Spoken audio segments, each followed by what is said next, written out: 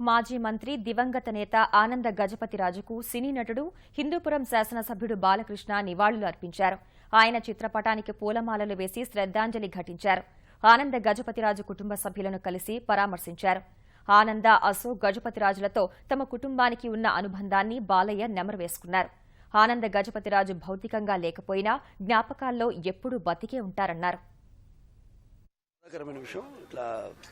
ఆనంద్ గజపతిరాజు గారు హఠాన్ మరణం అది ఒక తీరని లోటు. అది ఒక మా కుటుంబానికి, ముఖ్యంగా మొదటి నుంచి కూడా నాన్నగారితో ఈ కుటుంబానికి ఉన్న అనుబంధం, సత్సంబంధం, నాన్నగారి ఆశయాలకు అనుగుణంగా వాడు కూడా పార్టీలోకి రావడం, పార్టీ కూడా వారు తమ సేవలను అందించడం, అలా వారికి ఒక ప్రత్యేకమైన వారికి గుర్తింపు, వాడికి అలా పరంపరంగా వస్తున్న దాన్ని ముందు తీసుకెళ్తూ ఆయన మన ముందు భౌతికంగా లేకపోయినా మన యొక్క